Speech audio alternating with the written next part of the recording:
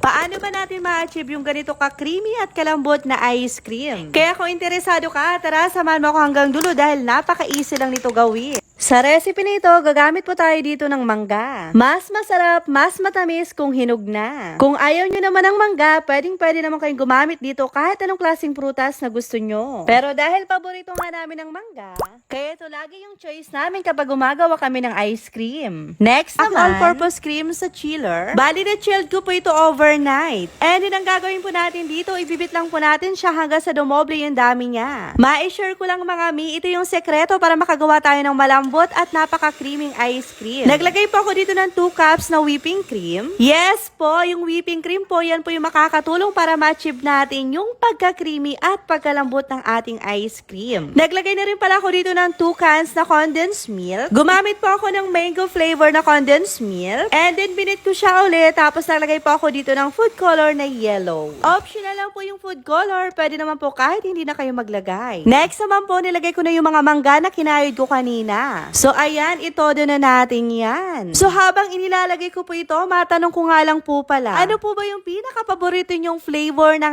ice cream? Pa-comment naman po sa baba.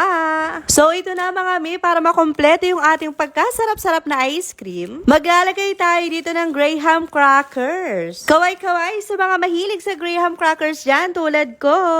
Bali, dinagdagan ko na po yung graham crackers ko para mas masarap. And then, minix ko lang siya, tapos magad ako dito ng cheese. Yes po, dahil mahilig ako sa cheese, maglalagay ako nito. Pero kung ayaw mo naman ng cheese, pwede naman kahit hindi ka na po maglagay. So, pagkatapos ko mamix na maayos, ito na. Ilalagay ko na sila sa kanilang paglalagyan. So, naitabi ko pa yung ginamit ko nung last time na gumawa ko ng ice cream. Sayang naman, diba? Tapos, ito na nga po, nilagay ko na silang lahat dito and then nilalagay ko po ito sa freezer ng overnight. At makalipas nga lang po ang overnight, ito na po yung ating pagkasarap-sarap na ice cream. Ay nako mga mi, talaga namang magugustuhan nyo ito. Pag natikman nyo ito, talaga namang mafe-feel nyo na para na rin kayong bumili ng ice cream sa labas. Tingnan nyo naman kung gaano siya ka-smooth, ka-creamy at talaga namang napakasarap ng lasa nito. O diba, kaysa bumili pa tayo ng ice cream sa labas, pwede naman natin itong gawin sa bahay natin. Mas marami pa tayong magagawa, mas ma-enjoy pa natin itong kainin. O diba, hindi na mabibitin yung mga chikitin nyo sa ice cream. By the way mga mi, ito naman pala yung nasa maliit na lalagyan. Ayan, o diba, pwede